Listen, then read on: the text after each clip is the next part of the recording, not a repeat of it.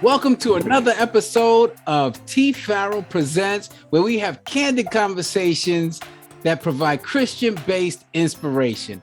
I'm your host, Terrence Farrell, aka TFarrell, and today our special guest is Garry Graham. Now, in case you don't know who Garry is, he's a professional development speaker. He's a motivational writer, certified alcohol and substance abuse counselor, licensed mental health counselor, and one of the hosts for a thriving podcast, Crack Time with the Graham. So you didn't have to even go. See, that's not on the LinkedIn page. I had to add my own stuff in there. Right. Man, I've been on the podcast. You're right. We need to get you on. We need to get you on. And you know that whole thing is by mistake. The whole joint. I remember when you called me, it's like, Terrence, I want you to help me out with a podcast. And I'm like, yeah, okay. You said you ever did one before? I said, nah, I never did one. And then next thing I know, Snack Time with the Grahams is just blowing up. You're exactly right. I was doing I got a little feedback. I don't know if that's me or not, but I'll just go ahead. I went on to do my own podcast with politics and sports with my boy Greg Ford, because he's a journalist and what have you. And then one day Pat called and is like, yo, I'm testing this live stream. It's like, all right. And Paul gets on and is like, let's just go live. And we had like 20 people pop up. You know how popular they are. Yeah. And it was like, ever since then, I think this is like 60 or 58 in a row. We have taken no vacations, nothing, because we're so scared that once we leave, people be like, oh, so we outlasted a lot of people, and it's good. We can't do nothing together. We can't have no bank accounts together. We can't meet up at no restaurants. We have never been on vacation together, but Really? 3:00 every Friday, no matter where you are in the world, we have to check in. Even if you check in and like you break out or whatever, Right. The snacks are on. So, until we get that big sponsorship, man, we're gonna keep eating like that. We're gonna keep going like that. That's what's up, man. Yo, you got a wide audience, man. People are hitting me like, yo, you ever check them out? I'm like, yeah, I checked them out. I was there a couple times. Yeah, it was real though, because part of it is, I keep it real with you. Our base audience, now we sound all intelligent. You know how far we've been doing this, but our base audience is Black Seventh-day Adventists, right. which we affectionately call the bubble. And so now, if you went to Oakwood or you were a Black Adventist or you were a part of the regional conference, then you know that. So Patrick Paul is so popular in the Adventist bubble. And then, I come in and it was like, oh, I didn't even know you were there, brothers. There was, I had to let people know that, I'm the original Graham. And so that, that came in there. And then now it's grown to a point. Now it's got serious. In fact, we had this conversation 2-3 weeks ago, like the back end. Now we start having serious conversation about prostate cancer or breast cancer or domestic violence. And then politics or what have you. So it's really fun. It's something that I look forward to. And we all kind of cut that afternoon time together. Then and the salt on that is my parents, it gives them life. They like to watch it. So when we decided at the end of a year, pandemic is dying down. And then we said we're going to stop. My mom and dad was like, nah, they don't want to stop. I said, okay, we'll keep going. So we don't know. We just moving, man. That's what's up, man. That's what's up. So now I have to ask you, what made you pursue the mental health track as a career? I had to eat. All right. There's a lot of ways to eat though, Don. Right. No. And I know I'm glad I'm having this interview so I could like tell the reality of it is that, you have starving artists, but you have starving promoters.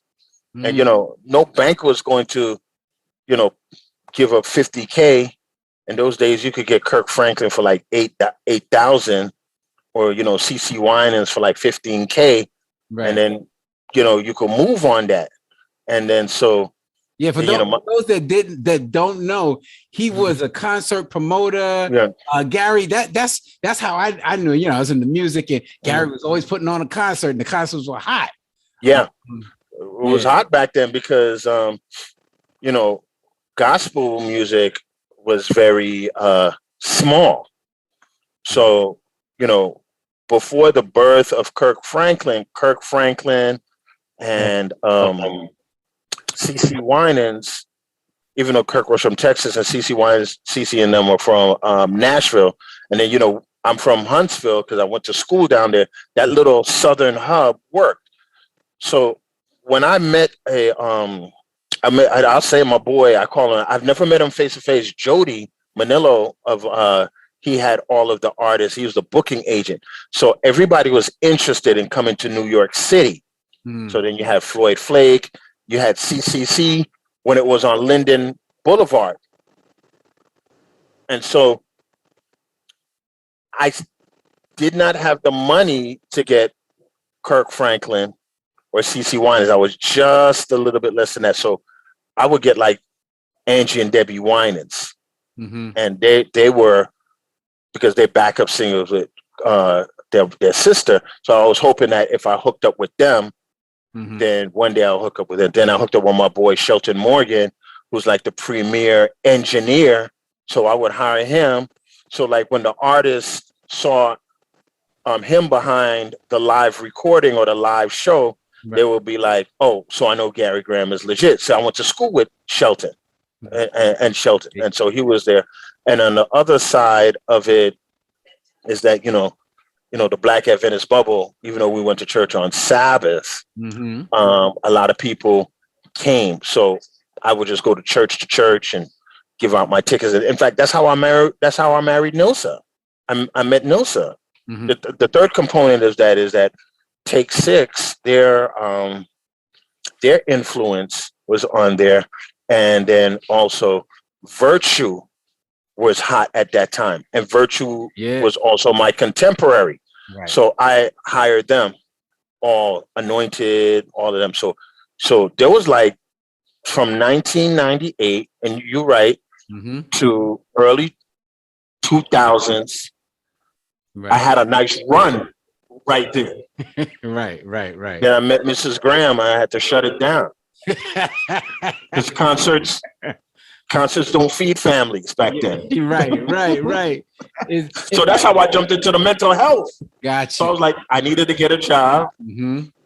I was in debt. I had a wedding to pay for, help pay for. I had to take her away. And so I got my job, my first jobs as an employment specialist. I found jobs for people with developmental disabilities. So the hustle was that while I was out looking for jobs, I was out there selling tickets and advertising. So I would go to the bookstore and be like, yo, you got a job for my man or whatever? No, we ain't got no job. But you know what? You can sell my tickets at the Book and Bible House or at, I forgot the names of all the Christian bookstores. I knew all of them there. Right. And then I would say to my employer, this is what I was doing. So I was killing two birds at one stone. Gotcha. I was hustling, man. That's how I kept the weight down. That's what's up, man. That's what's up. So now, when did the whole thing shift for you, and it moved from because we're at a point now, and of course you know it, where now mental health is like it's the end thing. Now it's like, oh, you want to talk about mental health? Oh yeah, because this artist has a therapist, and this and it almost seems like the end thing now. Yeah, I'm realizing, or a lot of people are realizing how important it is. Yeah, it's kind of hard because much like music, you probably know, I know you as a drummer, and you know that 6 years prior to a certain type of music being accepted worldwide, you knew it in your heart. Mm-hmm. Like this driving beat, this piece is going to turn into a genre. You was always playing it underground, and it hasn't caught. So for me, I've always knew mental health was an issue, Mm. especially for Black and brown people. Mm-hmm. Mental health was for our white colleagues was always there. Mm-hmm. You know, you looking at on the back of an insurance card, T, it was like they call it behavioral therapy, and you could go there. You was wondering why is certain people getting time off because they're not sick or what have you. They were exposed in that. So really, what happened? Mental health started being big over COVID Mm-hmm. because COVID was real. Yeah. I mean, I'll share this, and I'll do this because my name recognition ID has gone up because I'm very frank. Mm-hmm. So when Kobe Bryant died, that was a week or two before the whole COVID thing in February, and then everything shut down. Right. And then, of course, I have a young Black boy. My son is my pride and joy. And Kobe, died, and I was like, "Yo, you tripping?" You know what I mean? And I should have known better because Kobe is his Magic Johnson. That's my Magic Johnson. Right. Yeah. And then when Mike died, Mike died. Michael Jordan died. Michael Jackson died. So everybody was like, yeah, Mike died. And, superstars always die. Right. Yeah. But when Kobe died, that's when when it became reality to me. And then he wasn't the only young Black boy that reacted to it. People. There was yes. Like it tore me up. And I was just like, what is happening? Right. Yeah. Wait, I just lost your audio. I'm right here, man. Oh, there you go. I got you. These new things, man. The truth of the matter is, my line of demarcation for mental health is when Kobe died. Because I don't like Kobe. I love ball. You know what I mean? Yeah. I'll fight you on Michael and all like that. But when Kobe died, I had started my practice, and all these Black boys, yeah, you said everybody, but all these Black boys around my son's age, and I'm gonna just say that not to, was tripping. Straight tripping, T.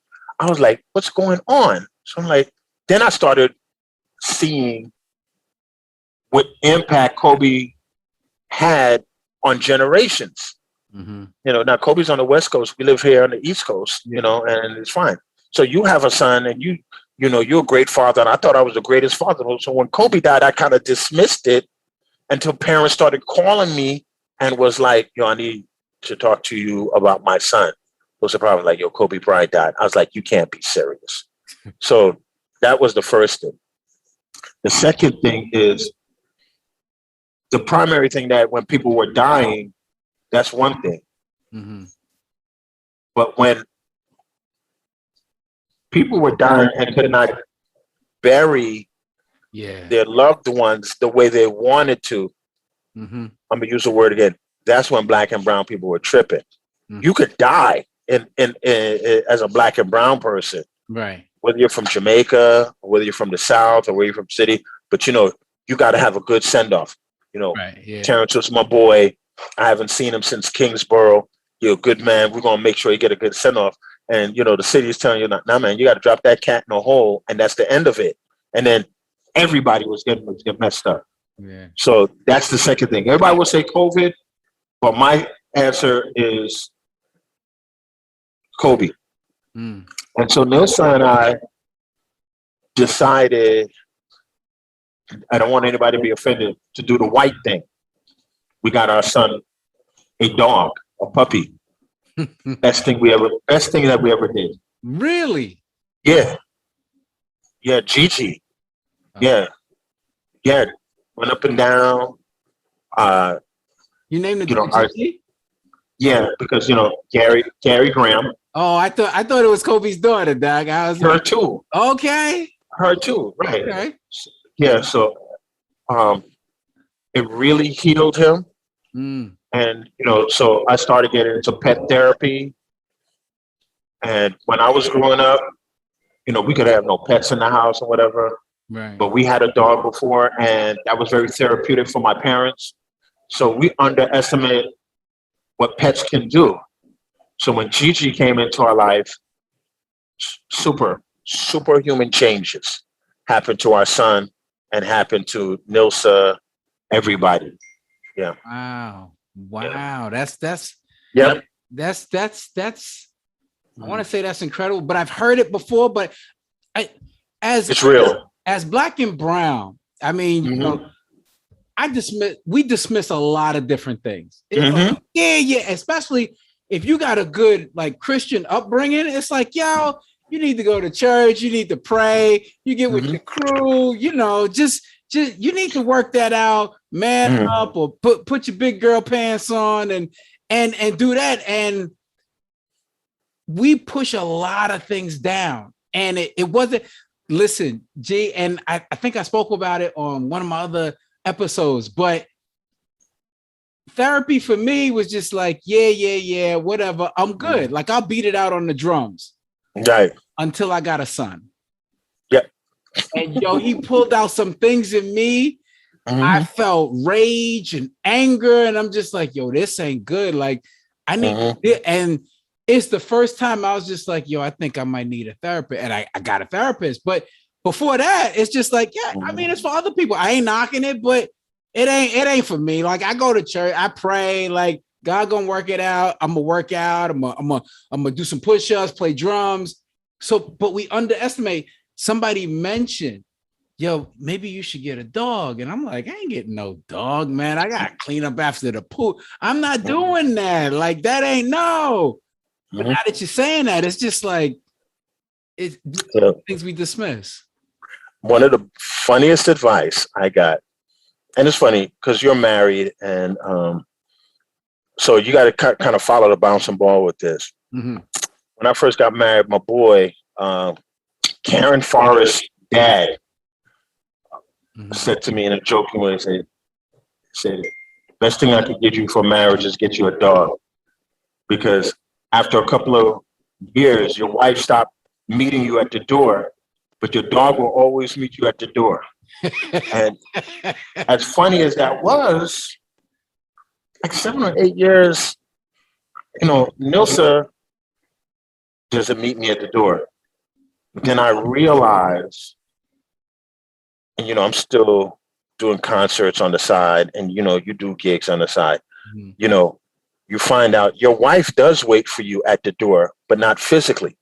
Nilsa will not go to sleep in the house until I get into the house. Yeah. So now we'll talk about marriage and mental health. So you think your wife is really not waiting for you, but she is. Yeah. By the time you get upstairs, she may go into bed and lie down or whatever, or she may be sitting up watching TV and fall asleep.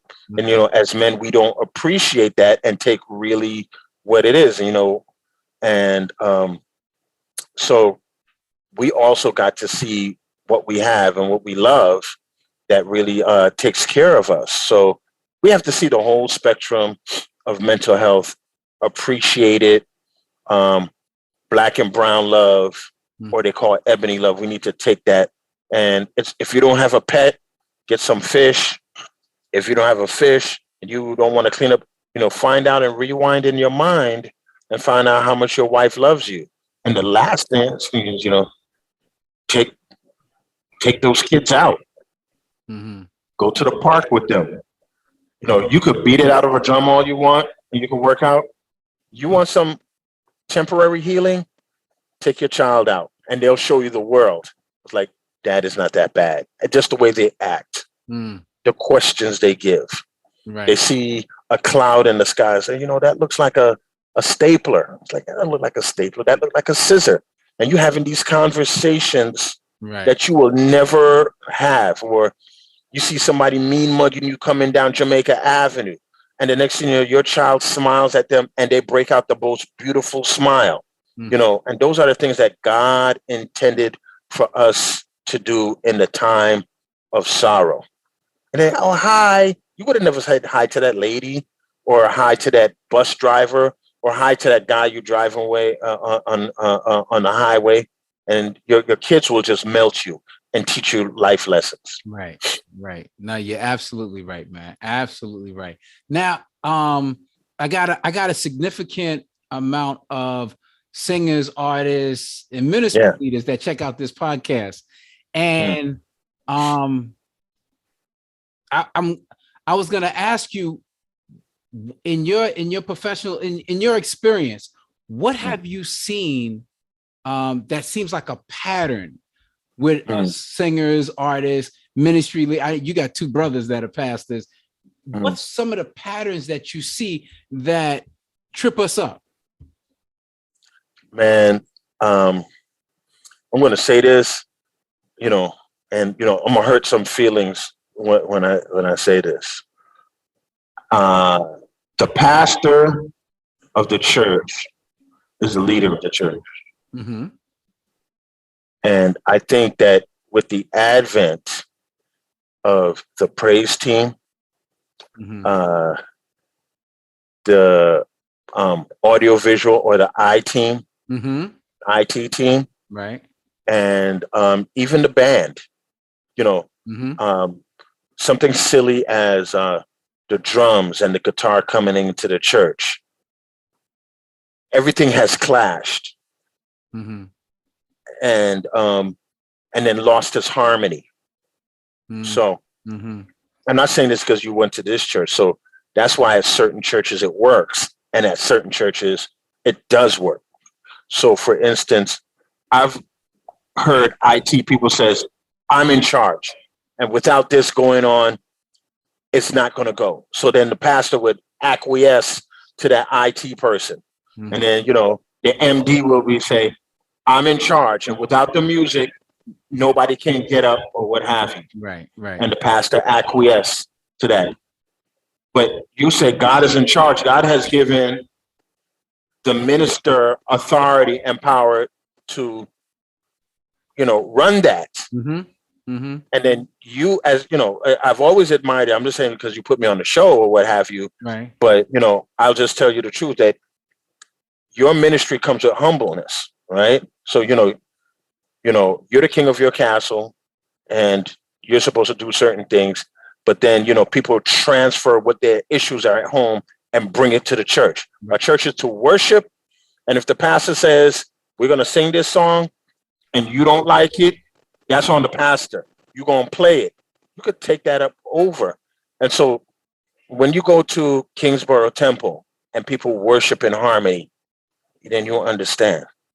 When you go to Oakwood University Church and you understand. Then you go to some churches and it's just not working, even though they have great music and great artists, and it doesn't work. God works in harmony. Right. So whether you worship on Saturday, Sunday, or Friday night, the burden is on the minister to make sure everybody works in harmony. So if you want to have the praise team, praise dancers come in there and put up flags and they whatever, and one or two people don't like it, that's on them. The pastor's supposed to hold it on there. And then, he's the team leader. But when sections of different teams that God has brought into the church to raise his church feel that there's only one Moses, and when Moses goes, there's going to be one Joshua. And that's it. And I hope that makes sense what I was saying. It makes sense. And I want to add something as well, because a lot of times people feel like, this is what happens in my denomination. And, in my area, like I see it, I've played in many denominations. It's across the board. Same thing. It's a human problem. It's not a denomination problem. It's the same thing in certain Baptist churches, the same thing in Church of God in Christ. When leadership, when the head is bucking with the person under, or even when it's not in harmony, like you said, it's not in harmony, and it's not an Adventist thing. It's not a Baptist thing.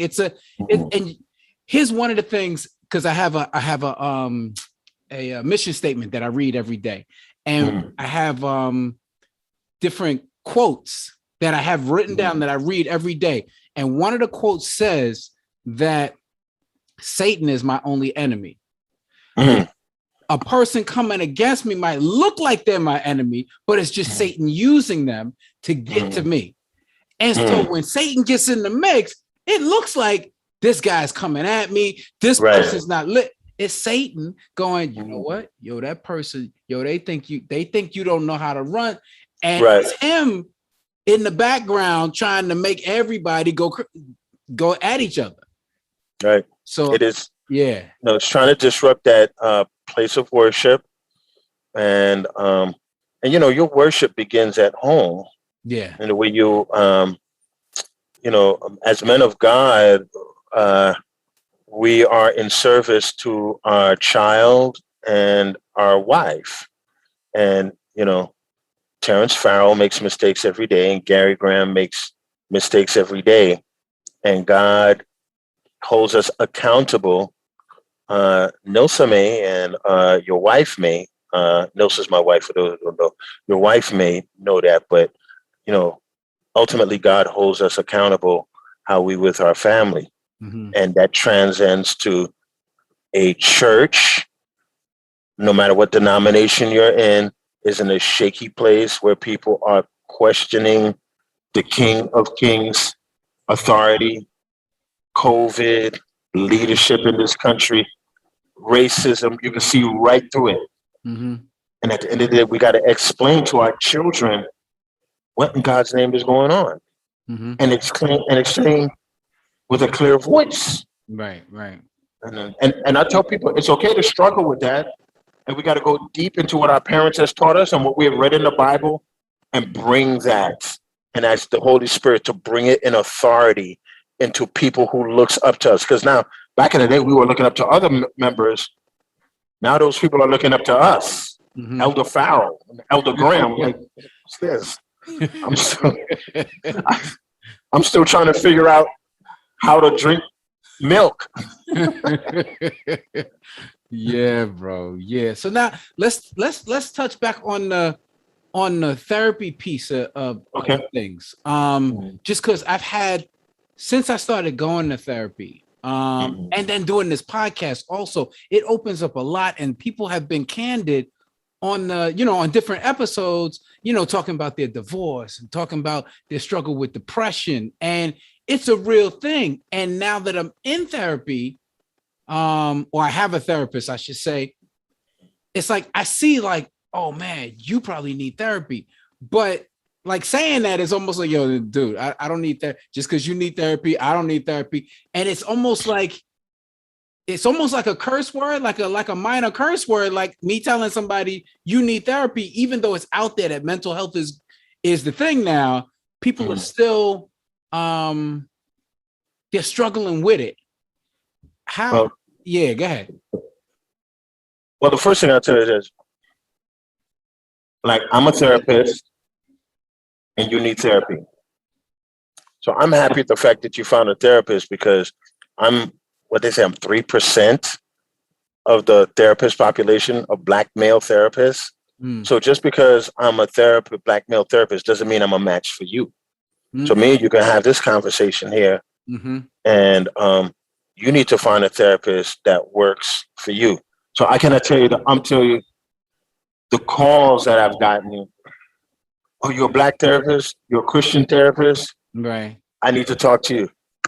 We may not get along. So you kind of got to like your therapist, because there's going to be a point that he or she is going to say something and you're going to be like, I need to take what he says into consideration, because your therapy is happening. You have your best friend, you have your band members, your ultimate therapist is your wife. I cannot tell you how many times I've asked Nilsa for and people also think that therapy is asking your therapist for advice and you're supposed to get it. That's not how it works. Therapy is another party that speaks, and you can bounce things off of them, and you make the ultimate decision. Mm-hmm. So, like, you know, I would say that everybody, if insurance pays for it, Right. you should go get it because there's money that goes into it. Mm-hmm. The city of New York has poured onto a 24-hour hotline for people to talk to somebody and just start to talk. Right. So the best therapy is sleep. Really? So let me just break this down real quick. Go ahead. Go ahead. If you're depressed or you have anxiety, there are three things that immediately takes that into perspective. And I'm just saying straight. Mm-hmm. Feel down or you have anxiety, that's why people eat. Mm-hmm. When they eat, automatically anxiety goes down or depression goes up depending on what you eat. Right. People feel good. That's why people gain a lot of weight. They call themselves emotional eaters. Mm-hmm. The second thing is exercise. You know, you go out, you work out, play ball, you feel like the man, you go swimming, you feel great about yourself, you go out for a walk in the sun. So that changes the dynamics of what goes on in your mind. And last but not least, sex, intimacy, bad, good, or indifferent, Mm-hmm. you get some, you're going to feel a little euphoric after, whether it's bad or good or somebody's, or what have you. Mm-hmm. All of those stuff does it. But the question is that you can't do that all the time. You can't eat 24 hours a day. Right. You can't ball out 24 hours a day. And you certainly can't have sex 24 hours a day. Right. So what do you do in between to keep yourself balanced? So you got to check your mind and you got to check yourself and do certain things. That's why people listen to certain music Mm-hmm. over and over. That's why you have to repeat on the music. Or there's certain music that listens to you that gives you certain feelings. Mm-hmm. Like up to this day, if I hear Yvonne Elliman, If I Can't Have You, it brings certain feelings of me of a 7-year-old because I remember that song as a 7-year-old. Or Thelma Houston, Don't Leave Me This Way. I remember that as a little kid. Mm-hmm. Or when I hear Run DMC, Rockbox, 1986. Mm-hmm. Or late 1990, you could play Biggie Smalls, and it has certain nostalgia that brings up feeling.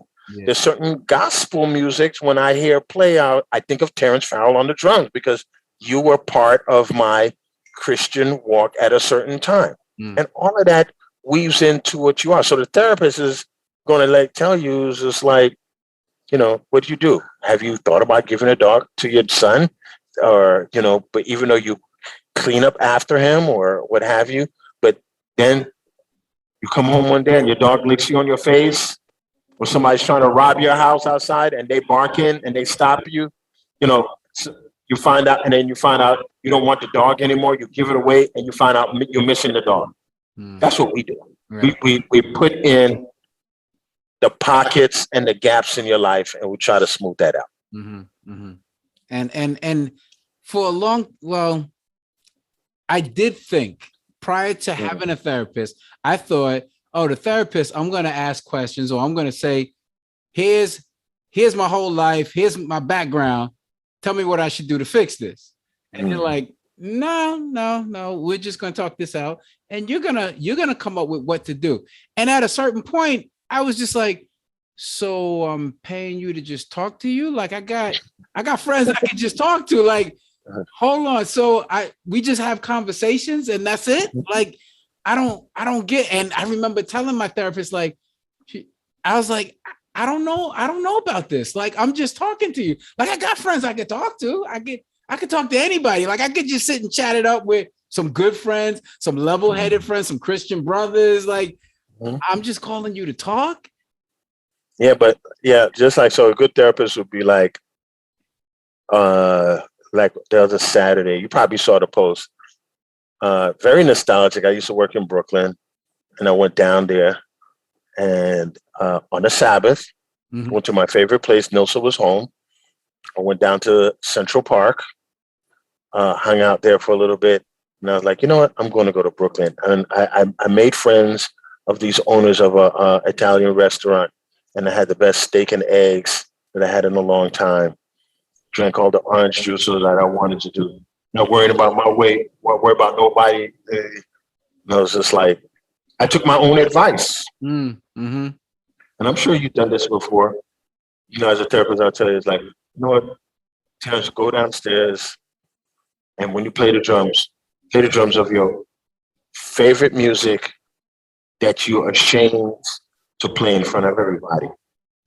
And then your wife will come down and she'll say, I love that song. I say, I've loved it all my life, but you are afraid to express it. Mm-hmm. So when I play If I Can't Have You by Yvonne Element, that's my all-time favorite song. I'm So Into You by, what's her name? Tamia. Love that song. Mm-hmm. I don't care if it was for a man or whatever. I love that song. And I'm going to play that song. Psalms 34 by Brooklyn Tabernacle Choir. My son came to me and said, Daddy, why you play that song all the time? And I said, when you were sick with COVID and your mom was sick with COVID, that's the only song I can play. My song. That's it. And so I try to drive that person to their happy place, and that happy place transform into a happy day, that transform into a happy week, into a happy life. And you constantly got to work on it. Right. Nice. And the pay is good. I'm going to tell you that. The pay is good. Well, I mean, what you got enough degrees, man. That pay, you got to pay off the student loans. But I got no problem saying this. This is why we have this, right? Right. So here I practically went to school for free. So okay. When I went to downstate, I had just graduated from NYU and I got a scholarship to go there. Nice. So the state of New York were giving scholarships for people who wanted to be substance abuse counselors. So they paid my way to NYU. I don't want to let my pay, but this is how the hustle was. Right. But I was working and going to school, and then my wife was going to school. So we didn't have the income. So the loan that was supposed to go to school was the loan to live on. That's how people roll with that. Yeah. And so when on the fourth floor of SUNY Downstate, around the corner, my father wanted me to get my doctoral degree. Around the corner, they started the Masters of Public Health. And so after work at 4:00, I went around the corner and they paid for me to go to school. So the loans that I owe back is to pay that. Right. But unfortunately, and I'll say this for all my Black and brown brothers, I had 2 degrees, I have 3 or 4 certifications, and I was not making the money I was supposed to. Mm-hmm. Yeah. And people who had less degree, higher hue, was making more money than me. And it was very frustrated. And so, and I'm going to say this, and I'm going to give love to I'm giving you the short version. 3 years ago, I was in a tight spot and I ran into our girl, Lovner. Lovner is a consultant. And Lovner put me down with a small plan, not overwhelming. It's like, Graham, I know you. And just to show you, she's a big time consultant. But Lovner is a singer, and she was in our circle, in our music circle. Yeah. I know. She was like, Graham, do this. And within a year, which was supposed to be in 6 months, when I got on those insurance panels, lights out. Nice. Lights out. That's the bridge version. Right. So I always tell my son, or any young people listening to this, the people who now are the people who are going to shape your future. So if you got beef with somebody, squash that beef, because that person may have your ticket to what's going on. So Lovner was a great person that came into my season, and she got my private practice started, and I never looked back from that.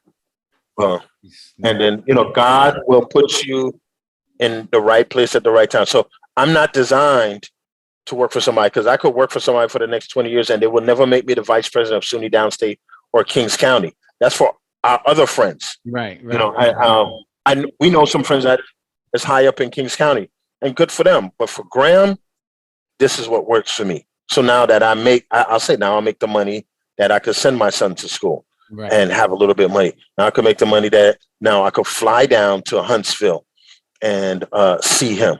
I have the money now.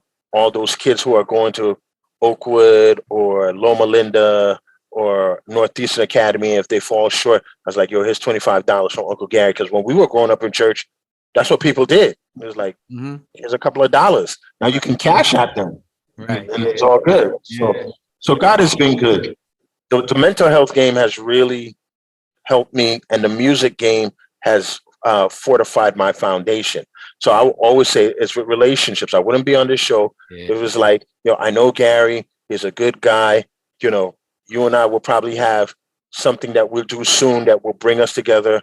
I have this thing that I'll say, and I'll put this in the universe, that sooner or later, we're all going to have to come together and have a super concert and bring all our talents together and kick this thing off so we can make this run to salvation and close this thing out on Earth's history. Yeah. And so we are preparing ourselves for that. That's what's up, man. You hit the nail on the head, man. Relationships is all about relationships, man. You could be as good as you want to be in whatever area, but relationships are that's what's gonna take you. That's what opens the door. 95% of the time, it's relationships. Once you get in there, you got to be good at what you do. Yep. You can't get in there and stick. It's all good, but all of that stuff comes out in the wash. Yeah. So it's it is where it is. We hear, and but I think in the future, we streamlining things here. The Black therapist and therapy is in the end thing is here to stay. I say this with all truthfulness, T. There are people are hurting out there and they don't know how to heal.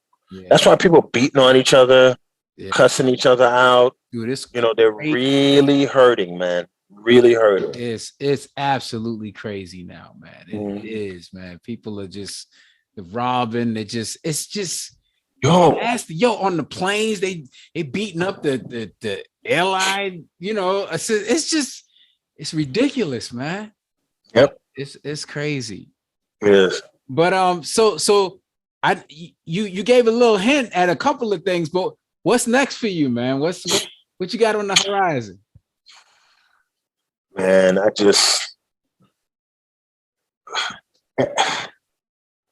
I've always wanted to write a devotional book on healing. And I really want to write the book where when you read it, it really means something. I'm not saying that nobody didn't have no devotional book. Like over the last 3 years, I've learned more about people than I've learned in the last 20 years working. Again, there's so many people. If I could transform that into a place where people could read and heal, I could do that. And like you're doing, podcasts are hard. Writing a book is hard because you probably have good content, but you want people to be transformed by that. And your ministry and what you say now echoes more than a person in the pulpit. So I'll stick with eventually a devotion, a devotional book, and I'll stick with that. Okay. If people want to contact you, connect with what you're doing, what's the best way to contact you or link up with you? Man, I'm just gonna go with the Go to IG, the authentic Garry Graham. Nice. Hit me up there. Gotcha. You know, that the boss moves, soft moves come back. But just go to the authentic Garry Graham. You know, you'll see everything there. And that's it. The authentic Garry Graham. Gotcha. And it's Garry, right? That's right. But you know, on Instagram, once you pull it up, Yeah, it's you're gonna see my love. You're gonna right. pull it up. Yeah. It's with 2 R's. Cool. I'm gonna put the link in the description somewhere. And when you're reading, reading. Yeah, you could put the LinkedIn. You know, that's where you get that boss moves or through snacks or what have you. Right. But you know, but really the leader is authentic. Yeah. Okay. Cool. Any final advice or something you want before we break out? I'm going to tell you something very strange that I tell people all the time. And, you know, I'm not ashamed to say it. You know, over the last year, I made friends with girls and guys that has poured into my life.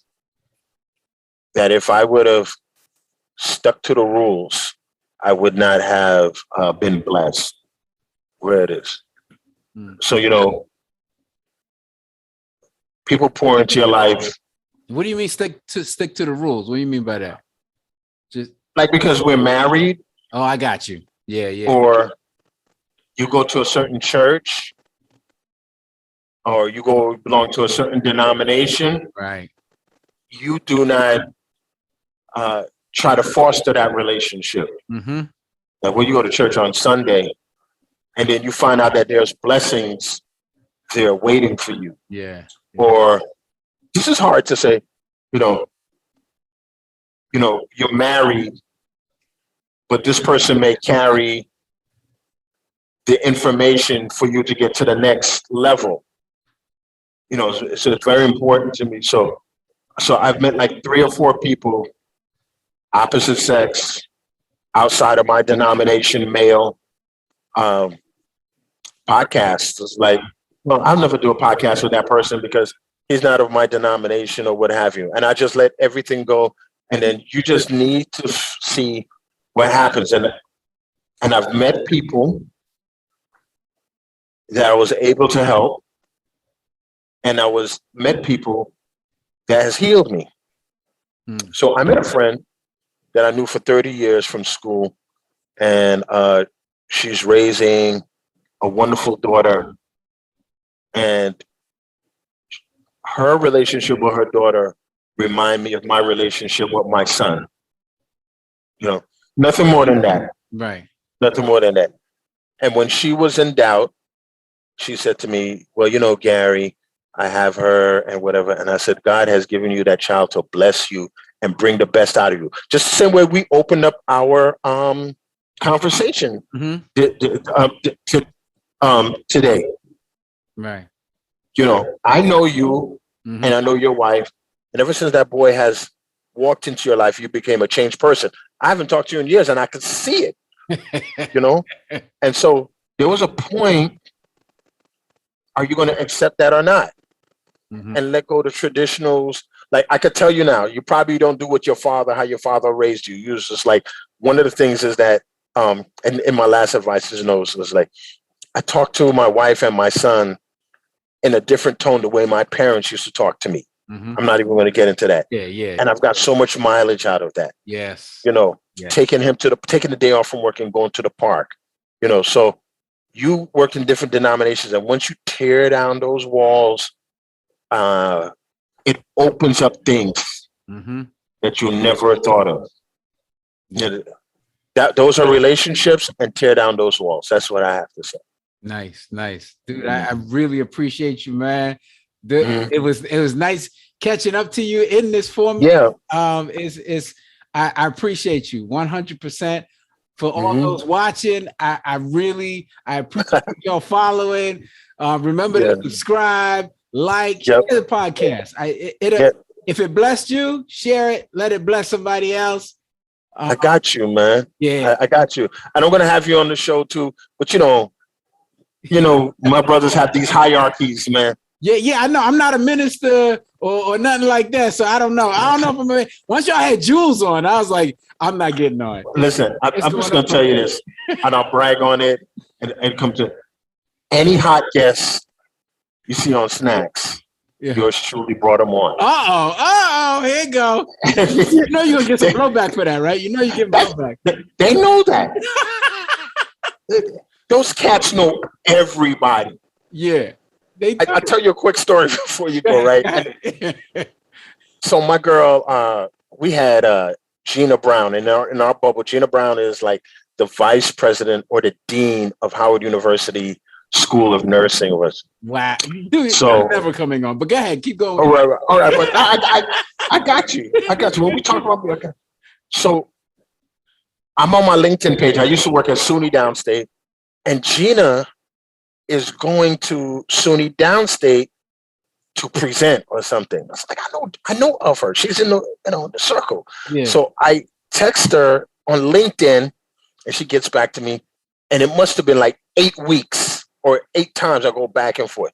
The day before we get on the show, I have this run sheet and all this kind of stuff like this. So if you know Snacks, it's like very spontaneous. Yeah. So I have all of this stuff. So Gina's like, I know your brothers, right? I was like, yeah, and I know your first cousin. It's like, you didn't have to go through all of this. All you had to do was ask them for their number and call me. So they knew all the time. So these cats know a lot of people. Mm-hmm. And, I got to jump through all these hoops or whatever, and they could call. So I have no problem saying when you see hype people on the show, I'm the one that brings it. And they say, oh, you Patrick and Paul's brother? Okay, then it's good. But I do the hard work. They're the talent. I'm Jimmy Jam and Terry Lewis. They can be Prince and they could sing. Wow. Oh man. Yeah, I'm gonna get it though. That's okay. Yeah, you're gonna get it hard. You're gonna get it hard, man. But for real, people, our prayer is that something that was said here, God uses it to speak directly to you. And just big shout out to Patrick and Paul. Yeah, Patrick and my man Paul. If you get them both on a single, those guys are great. I'm glad to be their brothers and whatever. And big shout out to my dear wife, and a big shout out to this program team. I'm very happy for you. Thanks, bro. You and your wife Veronica. Yeah. I saw a picture of her and her family, still looking good. And with a marathon, man. Yeah, I can't. They be hurting cats like that. Yeah. Right? It's like what you gonna do? I said, no, I'm not. No. Spartan race, no. Marathon, no. Playing music, listening to football, yes. Yeah. There we go. That's what. Your wife is gonna be like 92. You know how to have an Ebony magazine, and they're 92, right. And she's like, here she is, Veronica. 42 years old. I was like, yeah, man, that's my wife, man. Yeah, man. That's my wife. And the whole crew is like that. So that's how they roll. God bless them, man. It's true. Man, yo, dude, I thank you again, man. Much love. Much love. For everybody tuning in. We'll see you again next week. And with that, we're out.